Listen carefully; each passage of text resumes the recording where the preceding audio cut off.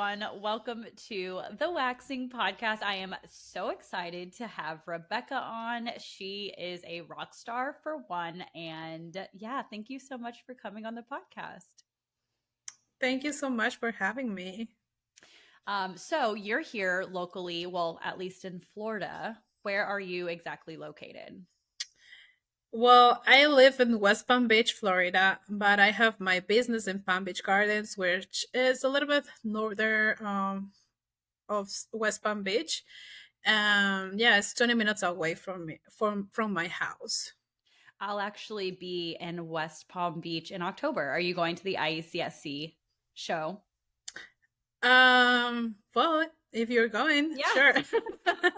Well, I'm planning to go to the show in Vegas. So I usually go to the one in Palm Beach, but since I was going to Vegas, I didn't have plan to go to the Palm Beach one. But yeah, sure. I always like to You're like, network, why not? I've done the Vegas one and it's so much fun. And if you've done it before, that's you'd already know. But if you have not, it's like West Palm Beach. It's so lame compared to Vegas when you go to Vegas. Oh, yeah. That's why I'm so excited for Vegas. It's going to be my first time going. I always wanted to go and never had the opportunity. But this year, I made sure that I'm going. So it's going to be so much fun, I guess. From one Florida girl to the other, Vegas in June is like something I have never, ever, ever, ever seen before. Because I was telling people, I'm like, in Florida, it's so hot in June and July, like it's unbearable. But, Hmm. it's humid. And so you just feel like wet, right? Like there's no way to explain it. But when you go to Vegas in June, it is like 110 degrees and it's so dry. So like my best way of explaining it is I'm like, how you like have your oven on to like 200 degrees. Imagine Hmm. just sticking your head in your dry oven and that is Oh exactly my God. what Vegas will feel like in June. Oh, jeez. Yeah, so just be prepared and you come back to me, like message me on Instagram when you're there in June and be like, "Kirsten, holy shit." You were right. Are For you going sure. to Vegas this year or no? I am so undecided. I've been the last 3 years, and so it's going to be a whim if I go. I mean, I want to. I just have so much stuff going on in June already. I'll be in New York, one of those. Actually, twice I'll be in New York. So it's just a matter of Got it. like fitting in time. But I really Hmm. want to. My heart Well, says to go. yeah, if your schedule opens up, you maybe can go and we I can know. meet there. For sure. So today we're going to be talking about a lot of stuff. I know that you have so much value to bring, and so yeah, I wanted to start with just talking about your business and how it started and how long you've been in business for. Okay, so I went to aesthetics school in 2012 because I got introduced to aesthetics while I was working in a local boutique. The owner there was an esthetician, and I think she saw my potential, and she was the one saying like, "Hey, I think we're gonna be a great esthetician. You need to go to school." And I took the leap and I went to school and. After that, I fell in love with the skincare, but it wasn't until 2020 that I decided to open my own business and take it seriously. Because before that, I was renting a room. I was working in a medical spa. Here and there. I had my baby 2016, so I wasn't like um, taking it that seriously. It just I was going on the go. But on 2020, I decided to register my business as an LLC, and I started building my business three years ago. So it's been a roller coaster since I made the decision. When you decided, because you're so funny enough, I actually went to school around the same time as you did. I think it was 2012, maybe 20 or maybe 2013. And I'm similar. I really didn't take my career super serious Mm-hmm. until 2020. And so, Hmm. what did you kind of decide to take with you from all of those years when you were working for other companies, like service wise? well, well, You mean like to open my own business? Like what Like, made it? yeah, so, like, whenever you were, because for me, like, I had done so many different styles of esthetician practice. Like, I did facials, I did hydrofacials, I did, like, hardly any waxing, actually, Mhm. until 5 years after I got my license. But after all of the years that you spent doing treatments for other people's companies, especially you were in med spa, so I'm sure your treatments, shifted into a more med spa way. Did you take any of the services with you into your practice, or did you start with like a kind of a new Well, menu?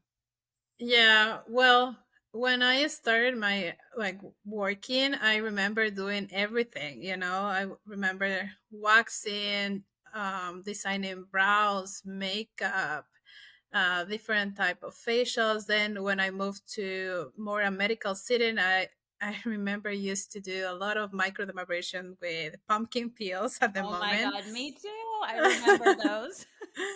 Yeah, so when I decided to build my menu, I wanted to focus on more on the combination of both worlds, the medical and the holistic part, which is more like a massaging relaxation, because I found that my clients enjoyed the longer facials, not only the microdermabrasion and pumpkin peel or a fast chemical peel.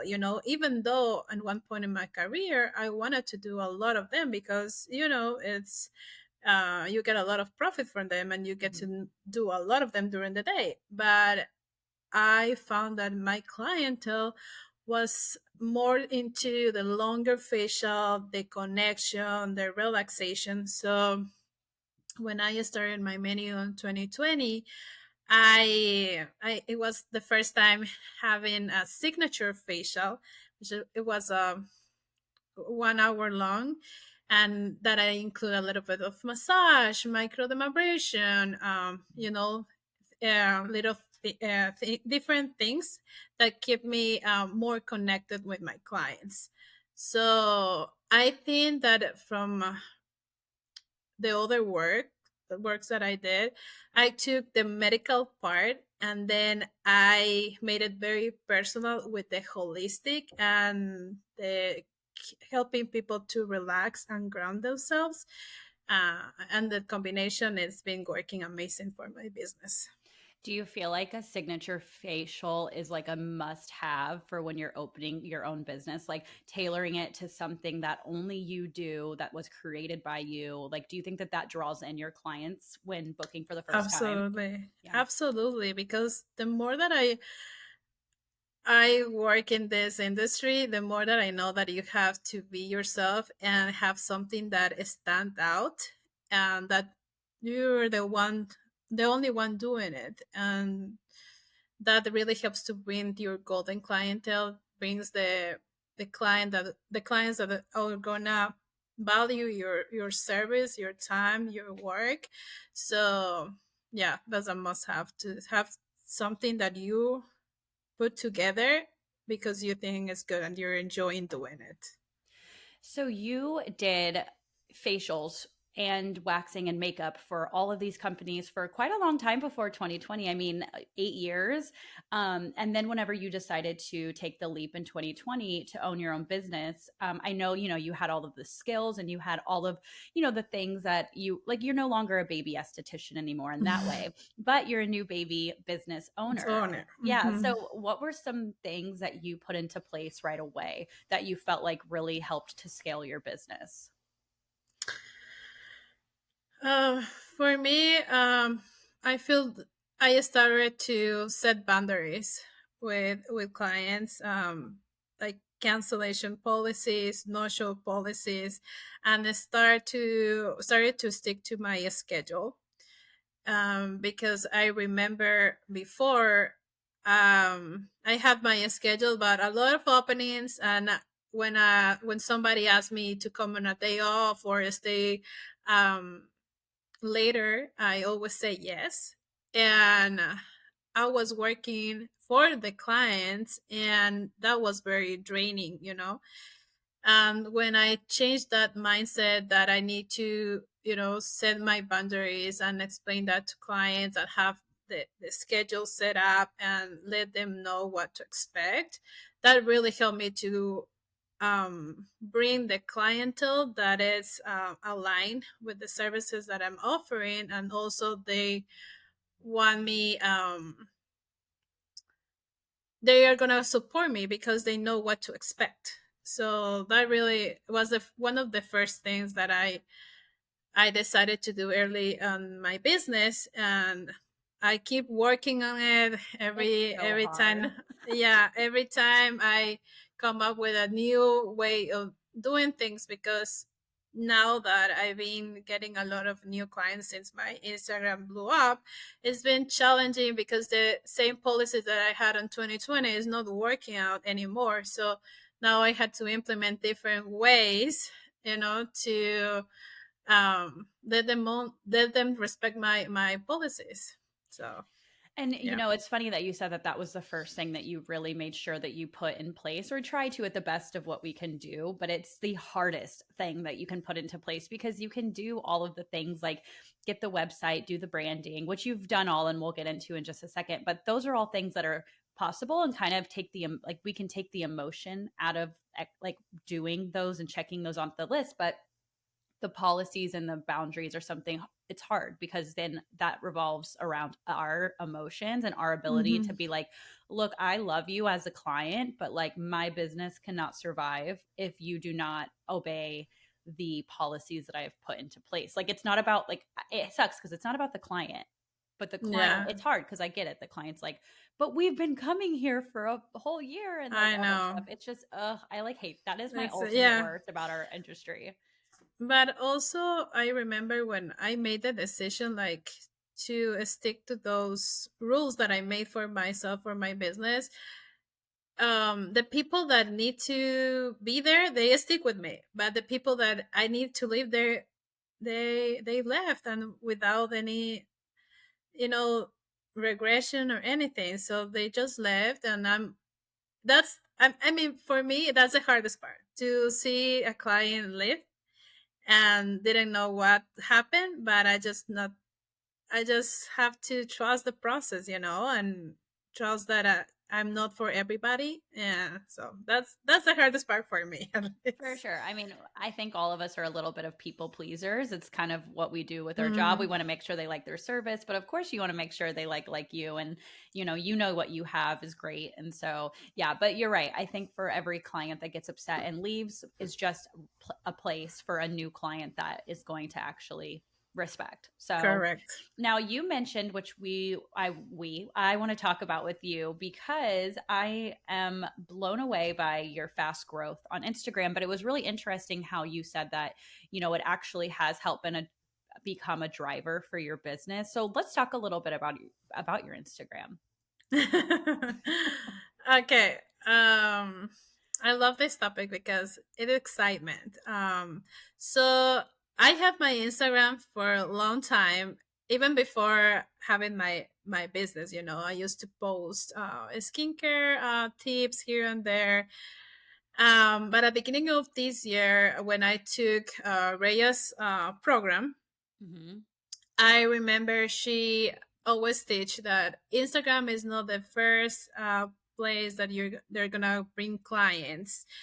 You need to focus on other areas like your website, SEO, reviews, all of that. And at that point, I was like very frustrating with my Instagram account. It wasn't growing as I wanted to grow. I was posting, I was doing this and that, and nothing was really sticking. And I was gaining followers and then losing followers, gaining, all this roller coaster. And I was like, man, what's happening? And when Reyes said that, I decided to focus on other areas of my career. Like I tried to build the website, other things in my business that I need to take care of, not just Instagram. And then I decided that I need help for my Instagram because I knew I couldn't do it myself. It was very frustrating, overwhelming sometimes, and I wasn't being consistent. So I just put it out in the universe. I need a person that's gonna help me with my Instagram, and this person is gonna find me. Yeah.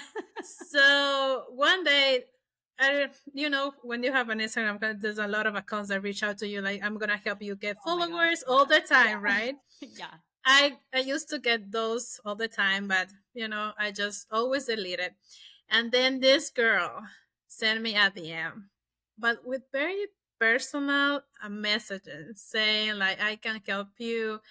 I'm a social media manager. I work for this company. And I was like, I took my attention and I checked her out and I loved her style and everything. And I said, why not? Because I was looking for somebody. And then when I interviewed her, we talk about what I want to bring into Instagram, what it was my vision. Basically, it was I asked her to help me film what was happening inside the treatment room because I didn't have time to edit the videos that I was creating. So I Hmm. need the help of somebody to film, edit, and post on social media. So she said that she could do it, and we started working. And before that, I had like two virtual assistants, and I didn't like to get back to them like every time saying you need to correct this, you need to change this. It was a lot of work for me as well. So when this girl came, she took my vision right away, and I didn't have to correct like anything. So we started working together, and we used to bounce ideas here and there. And I told her like, if I'm gonna try your services for 3 months, and by the end of the 3 months, I need to get at least 5 clients from Instagram, because that's the way that I'm gonna know that our work I feel like you is gave her bringing an clients. easy job. You were like 5 clients. I'm like, I feel like that's pretty doable for, Yeah, especially on her end. exactly. And it's a metric, I Yeah. wanted to know that it's working. I'm investing in this, and I want to know. So she said, yeah, fine, So we tried different trends on posting, but she was posting very consistent 3 times a week. And I was doing my stories. Very consistent, consistent, So consistent. you were doing your stories and then she Mhm. was doing your feed 3 times a week? Is that how you guys Correct. did it? Okay, cool. Correct. She until this day, she comes once or twice a month. She get the content, edit, and then post it. So do you post it all on your feed? In my field, Like your feed on I Instagram? gave her the ideas what I wanted to look like, and then she creates the content and That's she edits amazing. and posts. Yeah, we have a really good relationship. So she has the same type of style that I have. So we work great. And then when Wait, I it have a was no, question. what was that? I have a question. Sure. How did you know that it was time to do that? Like, because I think about all of the people that have like messaged me, and I'm sure there's people that are listening that, the social media managers are popular and they're definitely willing to grow your page, but some of them come with really high prices. And so like, how did you know that this was an area that you wanted to spend money in? And also, like, did you feel like you were at a certain place that you could spend money in? I think you looked at it as an investment, which I love, and that might be your answer. But yeah, like, it's kind of hard to be like, yes, I will give you thousands of dollars in exchange for like Well, at posts. the beginning, she worked with my budget, Hmm. and I was very thankful for that because she made list price, and I made her an offer, and she was agreed with that. So Cool. it worked. It was meant to be. Yeah. And the I decided because I wanted to focus in other areas of my business, not only social media. Social media for me was very a lot of work for me, Yeah. It's and it like was draining. draining. Hmm. So I wanted the first thing on the list was social media, to give it to somebody else so I can focus on other areas. And also at that time, I remember I was debating with myself, like, if I can invest on Facebook ads or having a person to help me with my Instagram.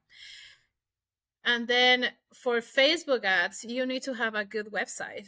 a good, Hmm. that people can go and check it out. And my website wasn't great.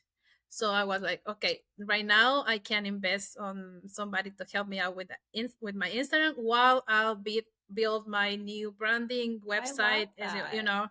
Such a good idea, and like I love that you were able to like really assess your business as a whole and say, okay, this one needs tweaking before I put the money behind it, whereas this one could are we could start now, and then hopefully Mm-hmm. that flourishes into being able to do both instead, of going all in and it being half done, if you will.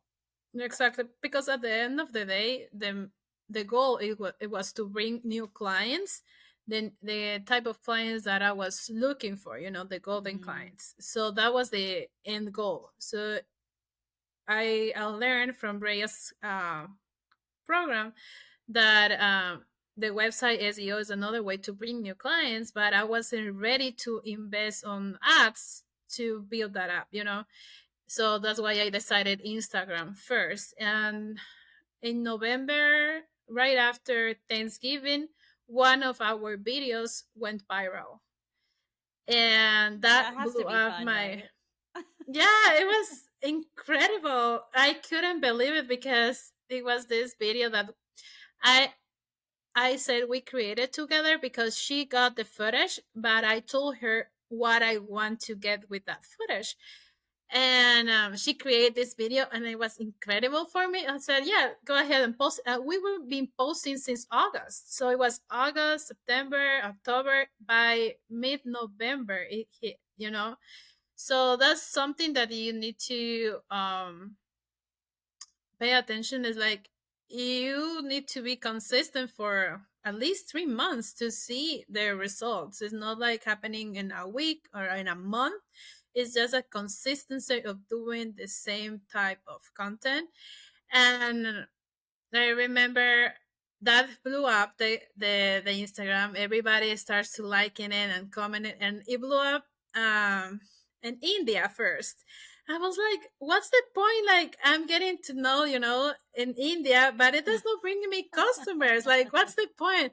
And she said, "No worries, because that's gonna help the algorithm to show to more people." I was like, "Okay, I'm gonna trust you." And then the following started to grow and grow. I went for a vacation for 3 weeks to Ecuador in December, and I wasn't here. And then it was, I started getting DMs for people like, I want a book. And they start filling up my books for January and be in my waiting list. And Wow. I was like, oh my gosh, what's happening? Yeah, it's been incredible. But like I said, I let go my anxiety for the Instagram growth and focus on other areas to grow myself, my business. And then it happened. And when it happened, it, it's great. It's a great feeling. But still, you have another challenges that comes with it. Yeah, let's talk a little bit about the challenges that come with, the new following and policies and things like that, because you kind of had this like inner circle Instagram following who might have been local or, whatever it may be, but now you have this way wider of a range, and now you're considered almost like an influencer, so people are watching you. Yeah. So the the biggest challenge, I will say, is to keep focus, because now since my the Instagram growth is like I have so many projects now that I wanna create and make. Um, I get to know amazing people during the past three months, and I I just need to remember that what's my main goal is at the moment is to build my business. I want to have my storefront, build my team. That's my main goal. Hmm. Anything else can wait. So really, this has been very challenging because I wanted to take everything, and then I'm gonna be overwhelming. So that's very challenging. And then other thing is like, since everybody can see, like a lot of people can see my Instagram, and they can book online. I've been having a I have to place new cancellation policies because anybody can book, and then Hmm. at the I can have like a full day of appointments with new people, and then they can just go ahead and cancel online. And if I don't have the policy on place, it's messed up, because they're saving their time. I'm still a solo esthetician, so I have limited time in the treatment room, and when somebody cancel, you're losing that the Yeah, money that on that time and day. that, yeah, exactly, which is like so hurtful, especially when you do have the responsibility of buying your own products and renting the room or all of that stuff. What comes with ownership comes a big responsibility. So those Hmm. policies end up hurting just a little bit more than if you worked with someone, I think. Exactly. So now I have to make sure to have the policies on place, to have direct communication with especially new clients, because with my regulars or referrals, it's not as bad. But with new clients, that they I have people coming from out of state to get treatments done. Wow. Yeah. And sometimes, they probably they fly cancel, or they've been sick and they didn't travel, things like that. So I have to make sure that they know my cancellation policy in order to book their appointments, and that's something that I need to stick. And yeah, I changed that, so it's helping now. It's better. So you have been open since 2020, and you obviously had such a great growth in your Instagram, which led to clients. Although I know that you've said that there's many different ways that you get clients, not just solely on Instagram, which I think is always important to note because people, I swear, think if you have a following, you're just going to have loads of clients and they're just going to be overflowing your books. And it's like, no, like, That's not like that. yeah, and sometimes people don't even know your Instagram at all, and they book with you through Google and through Yelp and through other sources like word of mouth. And Hmm. but you've grown a lot since 2020, and it's now 2023. So does your signature facial look any differently than it did in 2020, or have you stuck to your guns? Like, tell me a little bit about how your business has changed and maybe what you've been able to invest in since you have been able to fill your books. Yeah, I mean, no, it has changed in time. I feel uh at the end of the year, I found like the treatment that I'm doing right now, and I'm sticking to that one at the moment. Um, which is basically a combination of different modalities. During the signature facial, I try to pick at least two modalities. It can be hydrodermabrasion, dermaplaning, enzymes. I always do extractions. I do massage, uh, and a jelly mask or LED oxygen therapy, depending on what the client needs that day. So that's why I always tell my clients and new clients, like, if you're gonna book my golden hour facial, you're gonna expect me to analyze the skin, and then choose the right modalities for your skin on that day, and how is that it's gonna help. Which I And love that, by the way. I think that people don't think about how important that is for a client to be able to book a literal their appointment. Like they're booking a me appointment, not a appointment for, like, they're not just getting like a signature that every single person gets, because as you know, Mhm. and as we know, everyone's skin is so different. Correct. And I think I'm just giving the feeling to the clients that I'm the authority there. I'm choosing the right treatment for you is game changer, because they go with a different mindset. Mhm. And most of the clients just go there and like, whatever you decide, I'm good. I'm like, okay, fine. Yeah, because I'm their always skin probably ask. looks amazing. I always ask, like, what's your concern? What do you want me to focus? Because one of the most popular videos on my Instagram is about my facial massage. So a lot of people coming through Instagram, they're wanting to experience the massage. So Mhm. I always ask.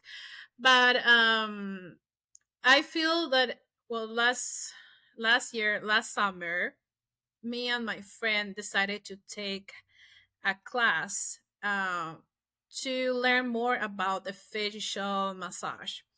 And this instructor, she was known for her signature massage Hollywood lifting facial, and she came all over from Orlando to taught us 2 days on her technique. And this basically is three types of massages that we do: lymphatic drainage, we do Hawaiian massage, which is the lumi lumi, very relaxing, and Mhm. then we do a sculpting and lifting massage. So she taught us for, like I said, two days. We learned that technique, and she said, "Now you need to practice. That's the only Mhm. way you're gonna be a pro in this massage." So I started taking clients. That happened in July and August. I had this as a part of my menu, like a Hollywood lifting facial, as one of my services. And I was doing it and practicing, and people that started liking it. And I told my I know. I'm about social to drive media and go girl, get that one. my social media girl, like, we need to put more that in the video so people can see, because it's a very unique type of massage. So we started filming more about it, and I was more into it, getting more excited to show people how I do this massage. So with my golden hour facial, I add a little bit of that type of massage. So that's why it's a clinical holistic treatment, because I combine it with a little bit of massage. And then your your services are like exactly what I would look for in a person because I'm like taking this. I'm like, this is like exactly what I want. I want clinical, but like I also want like the touch of someone's talent. correct. Yeah, exactly. So um yeah, I have the option of the sculpting and lifting facial for 2 hours, and that basically I focus just in massage, and I do dermaplaning as like exfoliation, but then I focus just in massage. And then I have my golden hour, which is with a combination of every modality and anything that you need on that day. Those are my main services. And then I have 1 hour facials, like just hydrodermabrasion, just dermaplaning, um fire and ice facials, so that people can have options. And then of course I have my advanced treatments like microneedling and advanced chemical peels. So but I definitely make a very small menu, so I definitely niche down and focus on what I'm good at it. And that's what I learned through Reyes program, and also with Ageless Ashley and Instagram, Ashley Curtis. That she helped me a lot Yeah, she's amazing. with my menu as well.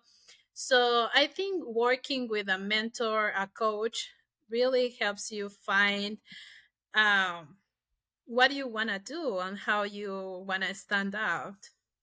I love that advice because I think that it's important to know that coaches are really here to help and there's no competition or, I'm better than you mentality when it comes to coaching. It is fully about really going into your business and seeing how, by using, actions that are proven can Mm-hmm. also get you to grow as well. So I love that. Correct. I don't know if you know that I like started taking my own clients. Like I'll be doing it for the first time tomorrow, even though tomorrow will be like last month when this actually goes live. So I am you, but 2 years later for you.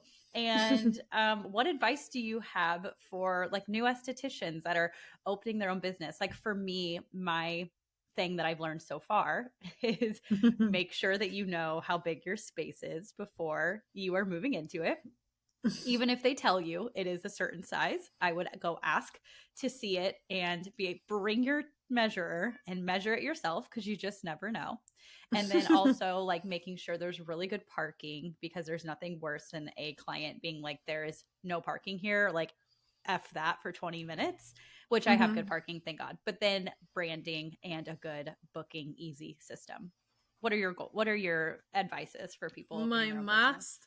Yeah. I think don't, and I think you talk about this in your podcast as well, but um don't overspend in tools, machines, even products, because your big asset is your hands, your energy, and your customer service. I think if you nail those three, you're gonna your clients are gonna come back. Uh, Having a good booking system for sure is very helpful, and putting your policies in place. I know being, you know, starting out, that's hard because you want to Mm-hmm. bring everybody. Yes, you do. But if you start, placing those boundaries since the beginning, it's gonna give you the longevity in your work. It's gonna be easier for you to manage people, and you're gonna keep enjoying your work. Yeah, I love that. I love the product advice. I love all of the things. My cat is trying to make an appearance. You'll like see the tail going like this. Yeah.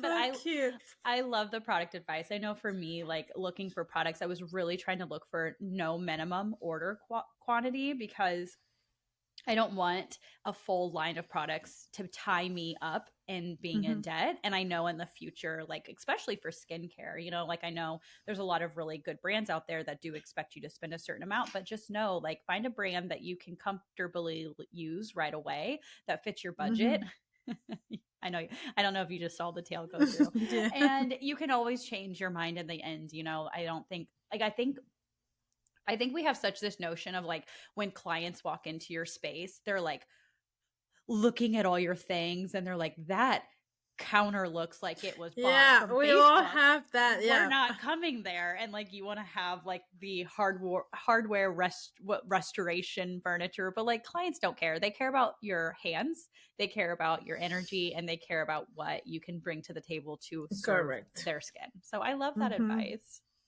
Yeah. I mean, they, we, the thing, what happened to me as well, like, we compare ourselves, like, a lot of the times. And when we see other girl doing this thing on Instagram or having this machine, you feel that, oh, I need that to to bring that customer or to be well known in my city. And that's not the case, because even though you can have the greatest machine, the greatest skincare line, but if you're not doing the right work, paying attention to the clients, listening to your clients, to details, and having that energy transfer, it doesn't matter.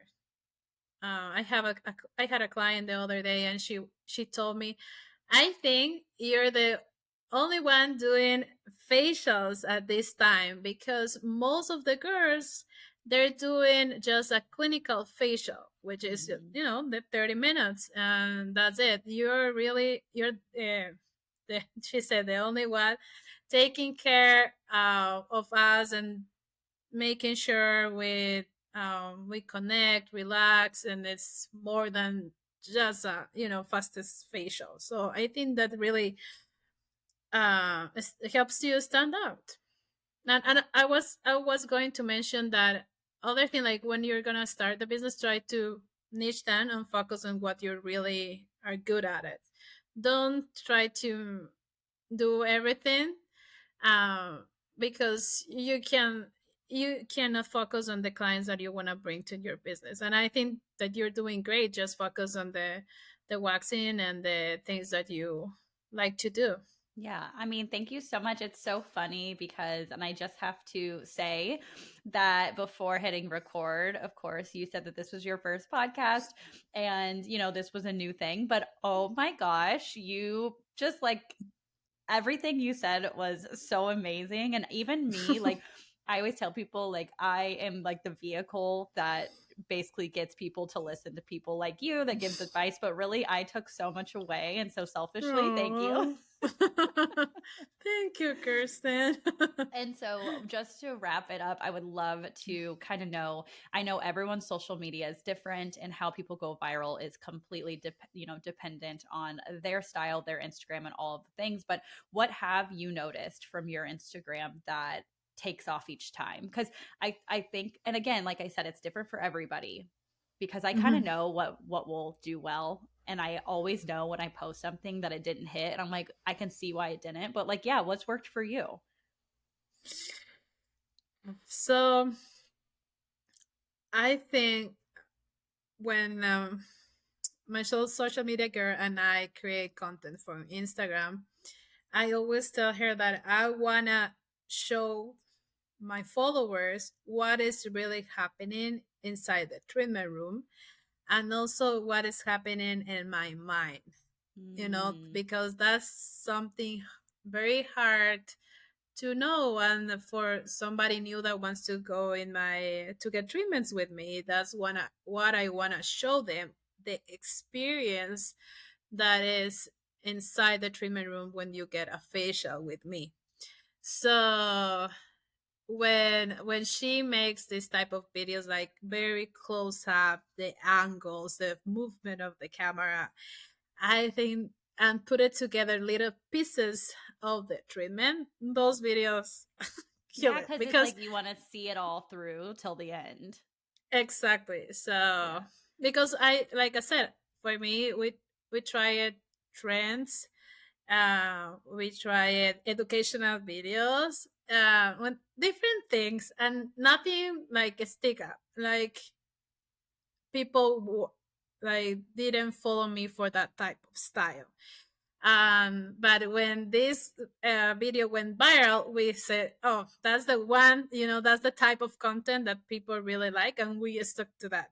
And Yeah. now I told her, like, I want to have more like as personal routines and skincare routines, and we started to create those. And she said, well, but we're gonna start posting little by little, because Yeah, you like people, introducing they, it to them. yeah, Yeah. they like to see what's happening inside the treatment room. That's your thing, people look forward to that, and what you want to say, what you're thinking, how you choose the products, how's your hands moves throughout the process.